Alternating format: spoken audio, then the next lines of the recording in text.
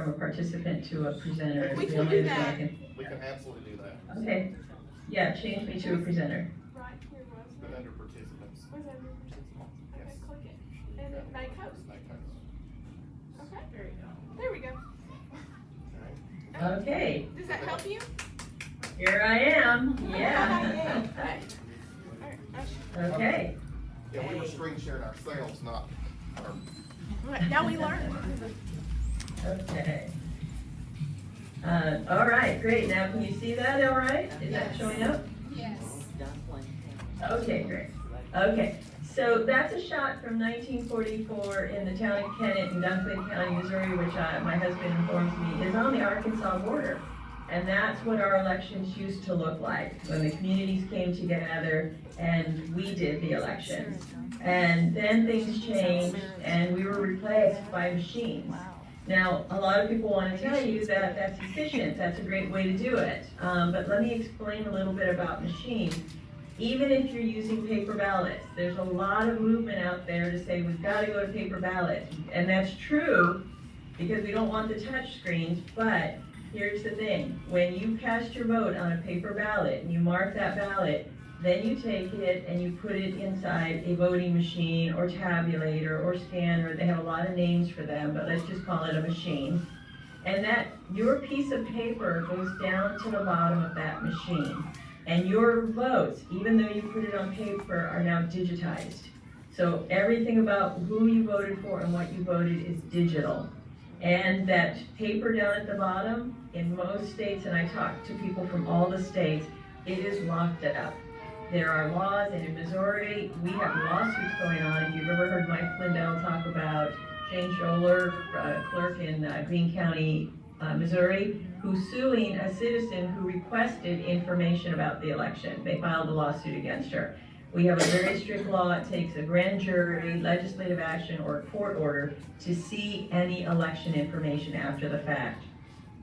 But here's what happened. In my county, Osage County, Missouri, on April 4th of 2023, we took back the elections. We left the machines in the closet, and our clerk worked with us to have our people go in there and hand count this election. And that's what this movement is across the country. It is return to hand counting. Now, when I kept hearing Mike Lindell, who I'm sure many of you are familiar with, and last year he kept saying, get rid of the machines, get rid of the machines, melt them into prison bars, and my thought was, replace them with what? And so I started on a little mini quest. We found out that Louisiana had a team that had put together a system they called the Cajun clothesline. And it was a hand count system. So my husband and I went down there to take a look, and we tested it with what they did. And then I came back and thought, I wonder if we can do that in Missouri. So I started reading our statutes. And I found that in 1977, that Missouri State Legislature had written laws and put a complete process in place to process the hand counting of ballots. Everything we needed. So all these years, and I really feel, I'll probably say it a couple times tonight, I feel we were all dumbed down from what we used to do and taught that you can't do it without a computer, you just can't make it happen. And so we stopped looking at our laws, we stopped looking at what was available to us. But those laws are what we needed, and they were right where we left them. They were just sitting there in our statutes. It was a pretty exciting thing to find. So I started writing an outline, and the outline was going to be, I thought maybe 10 pages. Missouri's law, the book we have of our laws is, I don't know, maybe an inch thick of just election laws. When I went to California to present there, I was laughing. I put my book next to theirs. Theirs was like 3 inches thick. California has legislated themselves into a big black hole. But Missouri, luckily, has about, an inch worth of election laws. And so I wanted to do just a 10-page outline, but the more I put together, the more I wanted for anyone in your group, anyone in any state to have information and resources that they could use to take this on themselves, to learn what to look for, to learn to do what either I did or what other people were doing. And so I started writing a manual. And so the process, the actual process is very simple. It's about 60 pages, but there's like another 240 pages that are links to resource materials, how to understand the statutes, anything you could use that would help you as you move forward on this. So tonight, when we get to the end, just so you know, we're gonna do a little practice run, and hopefully if you didn't get it yet, we're not gonna do it yet, it'll be at the end, but a little practice on tallying so you can get a feel of it yourself. But it is hand counting that is what is so important to this country, I believe, going forward. Okay, so in the manual, I talk about motivations. What are our motivations for wanting hand counting? Well, I will tell you, it saves time. It will save money. It will give you same day results. And if you're counting on election day like we do here in Missouri, you'll get election day results with hand counting. And it has more transparency and better security. Now, I just spoke at the Mike Lindell Summit a couple weeks ago here in Springfield, Missouri, and they asked me to speak on objections. And there's a lot of them out there, and their routine, if you read almost any article, there's like a standard list. I think I need to put that out. Here are the standard list of all the objections that they just pull from it. And I'm going to show you some of that as I explain them. So one of the objections we're going to cover tonight is that they say having people count makes it less accurate. Having human beings do the counting will cost way too much money. It will take forever. It'll take way too long. I was in St. Louis County, which is 600,000 registered voters, and somebody said we should hand count, and the election director, who makes like big money, 6 digits, huge amount of money, and there's 4 of them there all making big money, and they laugh and go, if you don't want the results for 6 weeks, then go ahead and hand count. You know, it takes too long. So yeah, that's a constant. And the other one that they will come up with that has a little partial truth to it, there's not enough people to hand count. That's true today, because again, we have been dumbed down to a certain extent, and I'll talk about that in a second. So let's go through some of these objections. So first, they want to tell you that people are less accurate than machines. And here's an article it's actually a transcription of a radio interview from NPR radio.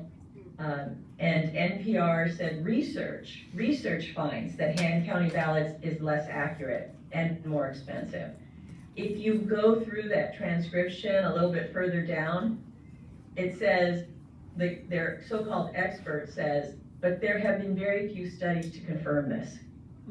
So the headline, which most people read, says it can't be done, that we're not accurate. You have to read it or listen to it to find out that they really can't support that. They're just making it up. In another article from a great newspaper, Democracy Dies in Darkness, the Washington Post, this article talks about how hand counting will open up the election process to more errors. And yet again, if you get further down in that article, their expert that they're quoting looks at them and says, well, there aren't really very many studies about it. And I'm going to tell you that that's absolutely the truth. Because they didn't want hand counting. They didn't expect it to spring up from the ashes. So nobody studied it, nobody looked at it, but we did it in Osage. And when we finished counting, our polls closed at 7. Now, it wasn't the biggest election, it was a municipal election, but we had the last, all but one, because they couldn't start until very late, but all the ones that started on time, the hand count teams, were done by 8:30 that night. And because we're allowed to start, you'll see, we can start counting a little early. So we know it's true. We have the truth, and we have actually real life data to support it. Okay, the next one is that hand counting costs too much. So what they won't tell you is how much it costs to use the voting machines. You just can't find that out, like the total. They'll give you a little piece. Well, we paid this much for them, but they won't give you everything. What they will tell you is that whatever it costs to hand count, that's going to be more than what they're paying. It's going to cost more. So they make these numbers up yet again, and I'm going to show you that. Here's the first problem.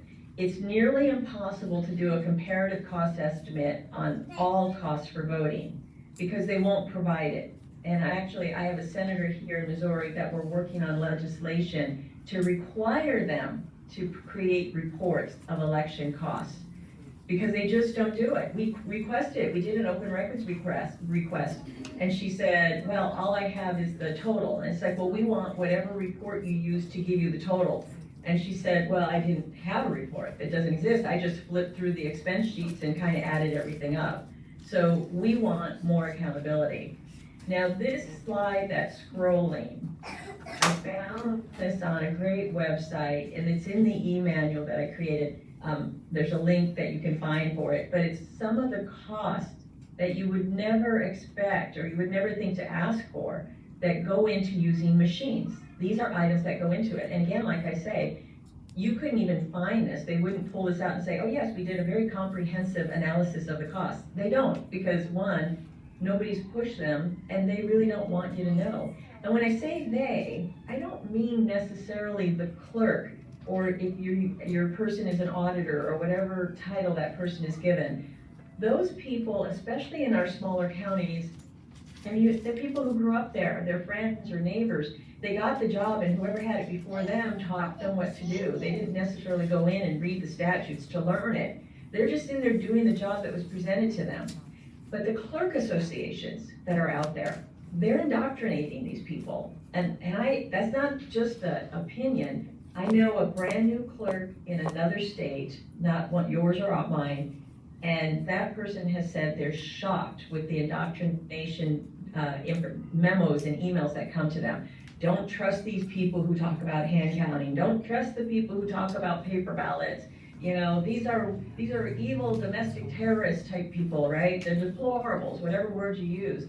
The people in those jobs, they're just there to do the job. They really don't know any better, but they've been told you have to look at it this way. So they're not doing any of this work, except maybe the guys in St. Louis County who make six-digit figures, maybe they should. But when it comes to hand counting and the process that I wrote out in the e-manual, I can tell you, I even put a little shopping list in there, which I realize I need to update a little bit. It's stuff that you can buy at the office supply store. Nothing is required that is specialty equipment, that's high-end this or that. We don't even push for special paper with, that has to be scanned to be seen. I mean, when you're talking like maybe Phoenix or Maricopa County or some of these places where there's just been, in Georgia, this just huge amount of fraud, those are different places. But for most of us, in most of America, in our counties, we don't even have the technology to scan that kind of paper or to read those serial numbers. So we don't need all of that special stuff. We need us, the people, to step up, learn the process, and do the hand counting and do it honestly. Okay, so with saving money, let me give you a couple examples. So there's this article from The Guardian, another stellar publication, that wrote about Shasta County, California. You might have heard of it, where their county supervisors voted to not renew the contract for the voting machines, which in effect, they used the checkbook, the power of the checkbook. The clerk wants the machines, but they said, yeah, but we're not paying for them. So unless you can pay for them yourself, you have to find an alternate method. And that made her mad, but that's okay. She's what she is. And so there's all these articles that are coming out talking about this, that, they're gonna run it up in millions of dollars. Now, I was fortunate, I got invited to be on Steve Bannon's War Room to address this, which was shocking. Steve goes, Linda, they're saying that you're gonna cost California millions of dollars. What's your answer? Which was a pretty funny way. He didn't tell me he was gonna introduce it that way, but I had cost analysis for it.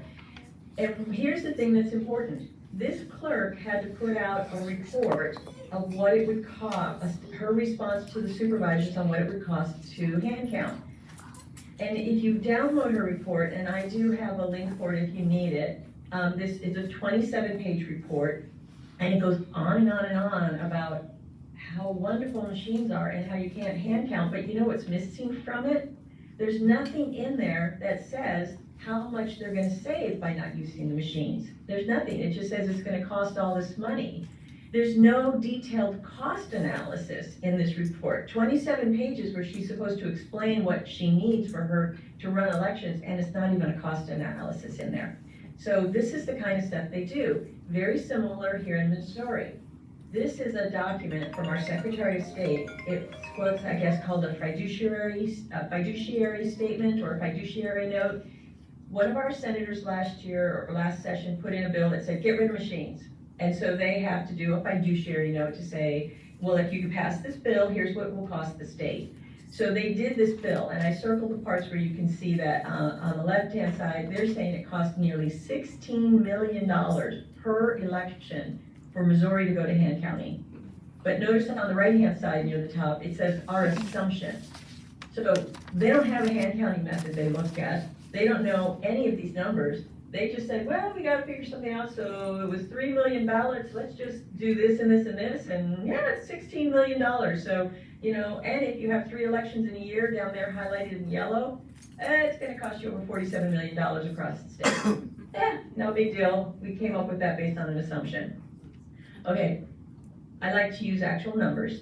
And so I went through, took the number of ballots, divided it by 50 ballots, which is our conservative number of how many ballots a team can count in an hour, how many people are on a team, how many teams you would need, how many judges you would need. I use their rate, $125 per judge. We don't call them poll workers here. Everybody here is an election judge.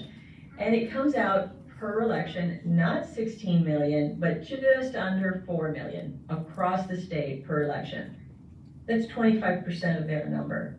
And if you had to do 4 elections, you're just over 11 million. It's not even, at 3 elections, doesn't even come close to their quote for 1 election.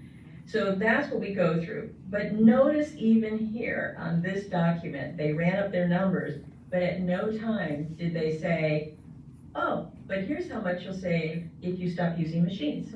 Because they don't care about that. They just want to say, hand counting is way too expensive. Okay. Next objection, long delays for results.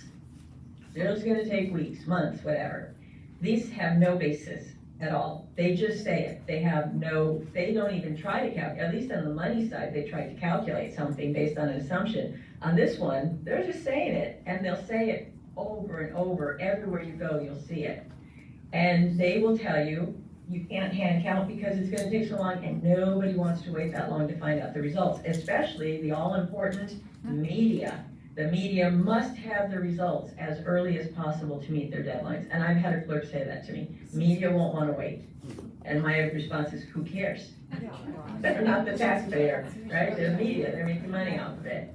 So because we are the show me state, I'm going to walk you through, this is some of the information from the e-manual to show you what it is that, how we come to our numbers. So first of all, in Missouri, our teams can start counting an hour after the polls open. You have to check your statutes to see what's allowed. Our polls open at 6, so if we needed to, our teams could start counting at 7. The team, as you see sort of the little vision here at the table, is 4 people, and that's based on statute. Our statute requires 4 people. And it says 2 from the major political parties, which in our state are the Democrats and the Republicans. So you have to have 2 Republicans, 2 Democrats. You can see they're sitting paired up, 1 Democrat, 1 Republican on one side of the table, and the same on the other side. And they have roles, which I'll talk about a little bit later. Okay, if you had 1 race on the ballot, and that was it, and you just had to tally 1 race, we timed it and we figured out that you could tally 1 vote. So the ballot's a piece of paper, the vote is the mark on the paper. You could do 1 vote per ballot and do that in 1 second. So that tally takes 1 second. Theoretically, you could do 3,600 ballots per hour per team, and we call that the French model. It doesn't happen a lot here. It does happen, but it doesn't happen a lot. And when it does happen, it's usually a township that has like 1 race they have to count, and they're gonna get 300 ballots. So they wouldn't have 3,600 ballots anyway. Okay, in Missouri, if you take it, our ballots, probably like yours, are bigger and they're 2-sided. So that would be 2 seconds per tally, but we also take it and say all the time to total it and come up with the final numbers. That has to be included. You can't just say how fast I can tally it, because the tallying, to me, is the most fun part and the fastest part. But you still have, it's an election, you have to come up with accurate totals. So we have determined that a very conservative approach is 50 to 100 ballots per hour per team. And I'm gonna talk a little bit more about how many ballots that team would be counting, but we just call it the Missouri model, or Missouri method, I think it's being called these days too. So if you're the clerk and you're scheduling teams, and you basically have a 12-hour window from 7 in the morning till 7 at night, that would be 600 ballots at a polling place or precinct. So it would take one team. If you're anticipating, you just look at the last election or the last similar election voter turnout, if you think they're gonna get 1,200 ballots at that polling place, you're gonna bring in 2 teams. And if you're gonna go up to 1,800 ballots, you're gonna bring in 3 teams. So let me just give you a visual on how that works. Our third largest county is St. Charles County. It's up north of St. Louis. And these are 3 different elections. The 2020, of course, was a presidential election. 2022 was municipal. And the April 2022 and August 2022 was a primary election. So if you use that center column and see how many votes are cast, they have about 290,000 registered voters, but they went from 220 in 2020 to a municipal election, they really get 40,000 votes cast. That's not a lot of, ballots cast, that's not a lot of ballots. And then in a primary, they got 70,000 ballots cast. So let me show you that on a chart broken out by each polling place. So the vertical lines going up are the ballots, number of ballots being cast at each polling place. So they have they had 121, they went down to 116 polling places. But if you look at the red lines, if you can see those, that's a municipal election. The horizontal line, the first one, the purple one, that's 600 ballots. And you can see that in the April municipal election, I think they had 1 or 2 that actually hit 600 ballots. Some of them didn't even hit 100 ballots. That means that every polling place would just take 4 people to come in and count it, and probably count it, I'd have them come in like 3 in the afternoon. They wouldn't have to be there all day. Now, the next one, the light blue lines that are in there, those are going up, and you can see the second horizontal line, the gold colored one, that's 1,200 ballots. That would mean you want to have 2 counting teams. And in that primary in August, they had a dozen, maybe a dozen and a half of their polling places crossed over 600. They might want to put 8 people in there to hand count. That's not an enormous amount of people for a community. And then the tall one, the dark blue that's in there, and it kind of gets a little gray, and the green line going across is 1,800 ballots. And you can see that in a presidential election, which happens once every 4 years, they have to really staff up and fill in those polling places with at least 3 counting teams, maybe 4. So that's how you look at it. Now, that brings us to their next objection, which is there's not enough people to count. And honestly, I will tell you, if you can debunk every other one of their objections, this is their fallback. It's like, well, that all sounds good, hand counting sounds great, but you'll never get enough people to do it. And that's what they want. And they'll say there's not enough people now. They fight to get people to work the polls. They'll never get enough people to help hand count it. And we answer them and we say, we'll teach them. And here's the difference. Right now, they've got everybody who's in those polling places almost in again, I hate to say dumbed down role, but we really have been. It's like, I get to sit at the desk and check someone in. In Missouri, our title is election judge, not poll worker or assistant check-in person or anything like that. And nothing in our statutes say that we have to go to the clerk to get her authorization or his authorization on something that happened there. They have certain responsibilities, but we run the elections. We're the judges. People say, well, how do you adjudicate? And I don't know what your Arkansas laws are, but there's no adjudication in Missouri.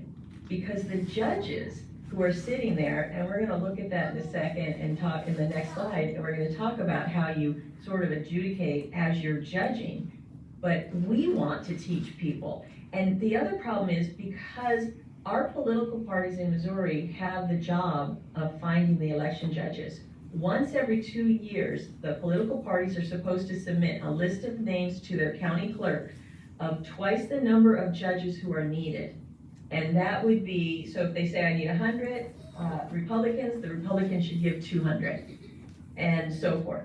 But I became a committee woman when we got here. My husband's a committee man. Our county didn't even know that because again, it sort of faded out and nobody said it. So we abdicated the job of finding vetted and honest election judges to a clerk or auditor or whatever. And most of them didn't even know it got dumped on them. They just know the statute says if the parties don't come forward with names, they have to find the people. And we don't register by party here, so they walk around and they go, I need 2 Democrats. Yeah, I'm a Democrat today, because there's nothing to check. So the parties have to do that. The parties have to step up and do it. And then the other thing is, because they bring the same people in year after year, and even here, they could let them work half days. I mean, it's like, they come in at like 5:30 in the morning, and they're lucky to get out of there by 8 or 9 at night. Who wants to do that? I mean, I don't want to do that. So, but they won't let them split the day because they're afraid they won't get enough bodies. Like somebody won't show up for the afternoon shift, and what are they gonna do? So they refuse to allow half days. So this is all part of that issue with getting the people in there.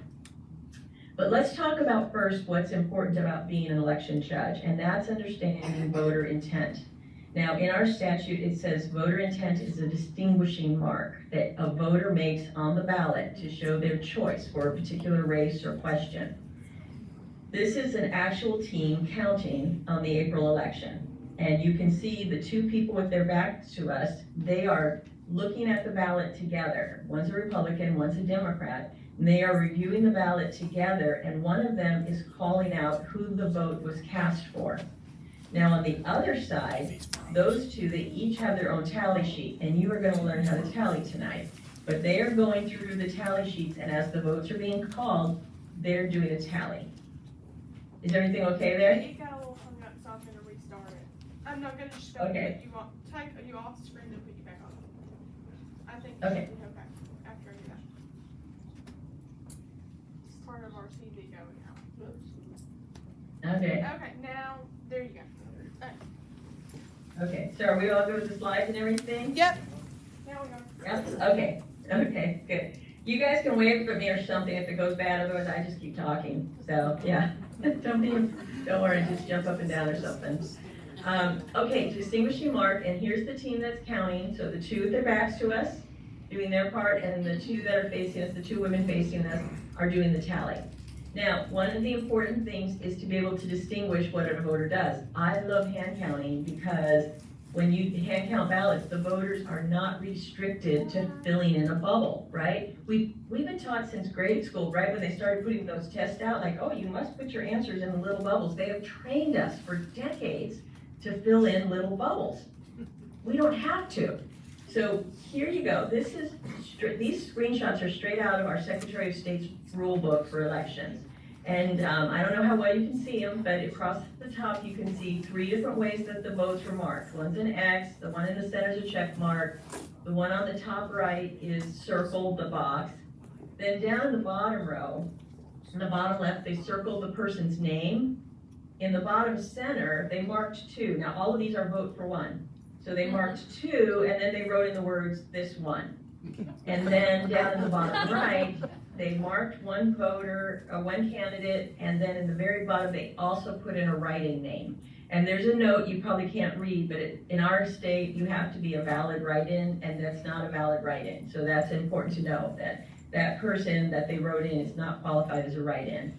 So how many of these votes, if you were tallying them, do you feel are valid votes that should be counted? How many out of the 6? 4. Any idea? How many? 4. They say 4. Okay. Well, here you go.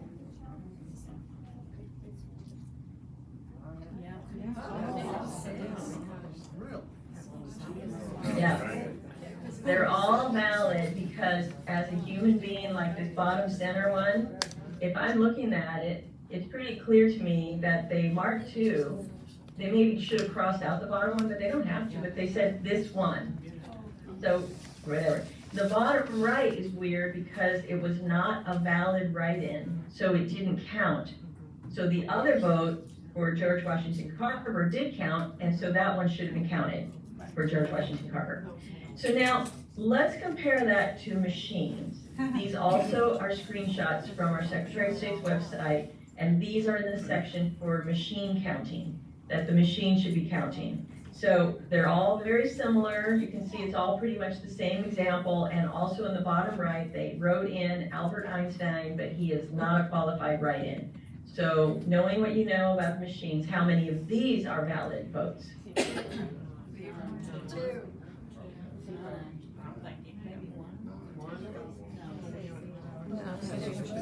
Okay.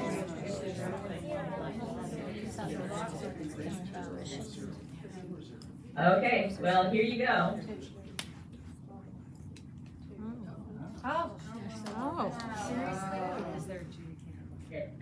How many of you feel that the machines are actually counting those votes? No. And why? This is our law, and I don't know what it says in Arkansas, but I recommend you got somebody who's good at poking into the statutes, you go look this up, or your state rules or code, they have different names for it in different states. But I'm gonna be pursuing this. Why? Because the machines, I have been told by Clay Parikh, who's over in Alabama, who's a cyber expert, that the machines can be programmed to watch for some kind of a mark. But generally, I've also been told that when you're filling in a bubble, if you don't even fill in the whole bubble, it may skip it, and a certain percentage of the bubble has to be filled in.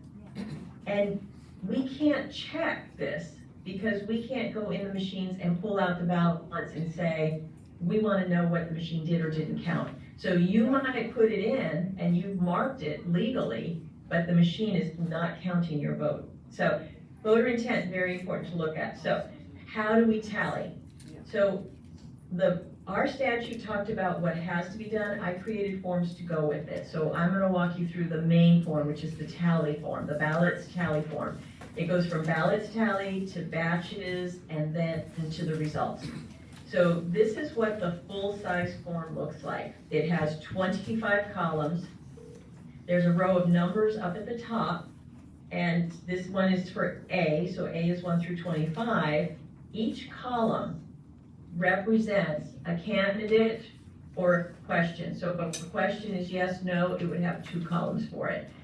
And there's 25 columns here. If you had 100 candidates in all the different races, you would need 4 forms, and they would go 1 through 25, 26 through 50, etc. That's a little more detail than you probably need, but just know it works out great. Then when you're done, this will tell you how many votes were cast in each column, and you're going to write the totals down there at the bottom. Okay, so to give you an idea, in column 2, if we were done, you would look at it. Now, I'm sorry, this one's a little bit blurry, but you would see how many times dots had been marked, and the next blank number down here is 29, if you can see it there, and that means that this person got 28 votes, because 29 would have been the next one. So down at the bottom, on their column 2, we write number 28. Okay, so how do those numbers across the top correlate to the candidates? On a ballot, what we would like them to do, just like they put a grid around it for the machines, for hand counting, we would like them to put numbers that are unique within your county for each candidate, and every write-in has their own number. That's going to correlate to their column. So for instance, if a vote is cast for Margaret Billington, then the caller, those people we showed you who were looking at the ballot, they're going to say 3, because that's your number, 3, and they'll say Billington Senator, because in our state we're required to say the name and the office. And the people who are tallying are going to go to their sheet, they're going to find column number 3, and they're going to dab the very first space. So you don't really want to read the numbers that are in the spaces here, you just want to look at that number in the row. So for number 3, you're going to dab right there. And then they're going to go on. Every time they call number 3, they're going to dab another spot in that column. So they'll go left, right, left, right, left, right, on, and you work your way down the column. Okay? So hope that makes sense to you. We're gonna go ahead and give it a try, and we're gonna do some practice. So if you have the little sheets that were given out, they have 5 columns on it. It looks like this. Did those get given out at the, Ink pens, Yes, we have it. ink pens. okay, great. And it's good if you have a marker or a Sharpie style marker. I didn't give enough notice on that. Because what you can do is, it's like bingo. When you make those dots, you really, the speed comes from just touching that oval, not filling it in. Again, we've been trained to fill them in and we're not gonna fill them in. We also like Sharpies because we love the bleed through, but that means if you have a Sharpie or something like it in your hand and you have the sheet of paper, put something underneath it because it will leave little dots underneath it, so. So my husband Craig is sitting over here to the side of me and he's gonna call off some votes. And we find that it's easier if I'm helping you, that a different voice calls off the votes so that it doesn't confuse you. And then we'll get through the first 3 to make sure everybody's okay.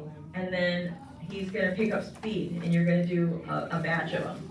Not a big batch, but a batch. And I'm gonna do them on the screen so if you get stuck, you can see where the first ones you go.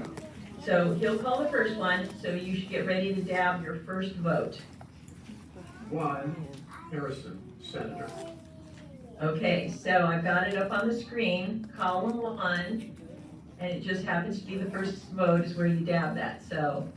Everybody good? I am not there to help you, but if you're really stuck, you can raise your hand and somebody can help. Okay, let's do the next one, 2, Carlson, Senator. okay? So now you're in column 2, but it's still the first dot, so you put that in your first dot circle right there. Okay, here we go. 1, Harrison, Senator. Okay, so it went back to column 1, and the next dot was to the right, so we dotted it right here. So that's what your sheet should look like. Okay, before we pick up speed, I can't see everyone, but is there anybody who's struggling with it that we need to check anything, or is everybody good? Okay, all right, here we go. Well, hang on, I'm gonna move the mic closer. Okay. 4, Remsinger, Senator. 3, Billington, Senator. 1, Harrison, Senator. 2, Carlson, Senator. 1, Harrison, Senator. 3, Billington, Senator. 3, Senator. 1, Harrison, Senator. 4, Remsinger, Senator. 1, Harrison, Senator. 2, Carlson, Senator. 5, write-in, Senator. Okay.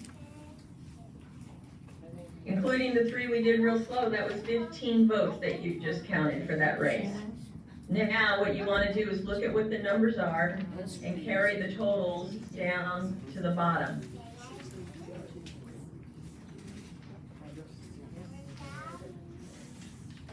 And how many of you came up with the same numbers here? 6, 3, 3, 2, 1.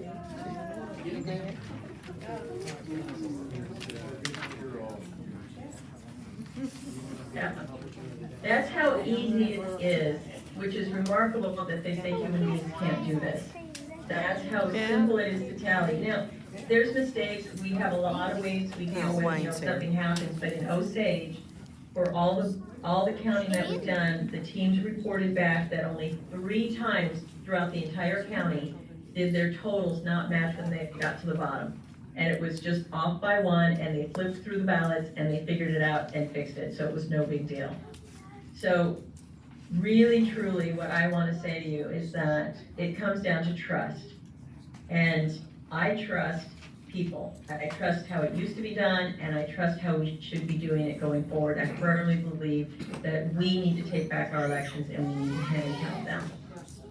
So this is my email address, if you have any questions on it that you want to contact me, and frankspeech.com.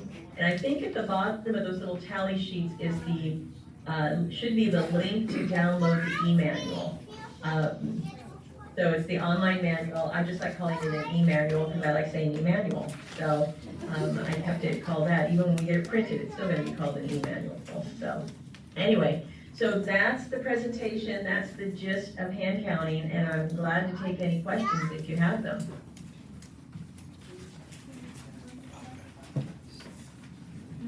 I'd like to know how the votes are transmitted once they're all tallied. They're not put on a computer anywhere, are they?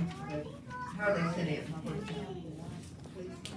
Okay, I'm sorry, say it one more time, I didn't catch the beginning of it. How are they sent in for the tally? Sent in to be counted? Well, once they're counted, how are they reported to whatever agency gets those totals for the meeting? Oh, got it. So our statutes say specifically that, so you notice two people were doing the tally, and then their sheets get separated. One set goes with the ballots, the other goes into what's called a tally book. And that is done, so those are done, so we have two complete sets, plus we tell everybody to take pictures of every form. Once the polls are closed, take pictures, not of ballots, but of everything else. Then two people drive to the clerk's office, because this was all done at the polling places in the county.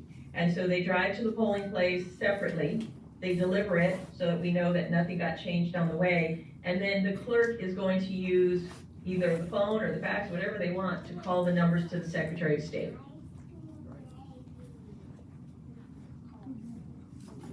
Okay? If you start counting before the polls close, how do you keep people from informing other people, oh, we're short, we need you to find some votes? If you've already started counting. Yeah. Early in the morning. Yeah, so it's very specific who can be in the polling place. So you can't just have people mingling around. So you have your election judges, people who come in to vote, can come in and vote, go to the ballot booth, or whatever you want to call it, the little space where they fill out their ballot. And it says they must leave immediately, so you really don't want a lot of people in there. Around the counting area, you can have watchers, challengers, and the media. Everyone who walks in there has taken an oath. And so it is a people thing, because it's an oath. It's not just a, promise. Oath is a big deal. But you've taken the oath, and it's, I think, a felony offense. If it's not, it's a pretty serious other offense if you disclose any information. So the point is, they are not to tell anyone. We say no cameras, no nothing at the table. And then this backs up again to the fact that the judges who are in there should have been vetted by the political parties, not the clerk. It should be the political parties. And yes, if the Democrats are in there sending out some numbers and stuff, and it's caught, it's serious. But, compared to, here's the thing, you could have all four judges in there cheating. And if there's 600 ballots in that polling place, they can cheat on 600 ballots. But they can't hit a computer button and generate 20,000 votes for someone. That's right. And I will tell you, those machines are being monitored, whether they believe it or not. Those machines are being monitored of who's voting. Even if somebody is loose-lipped or just is flat out cheating, it'll never be the level of fraud at each polling place that it would be with the machines. Yeah, that's right. Any other questions from anyone? Alrighty, well, thank you so much. We really appreciate you sharing that information with us, Linda.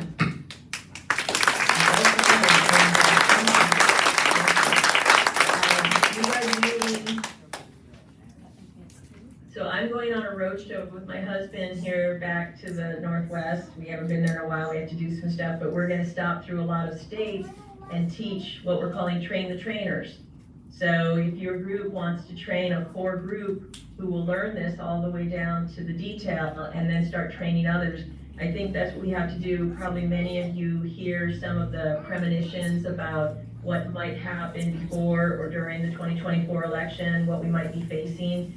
And I think that no matter what it is, we need people who have been trained to hand count. Oh, okay.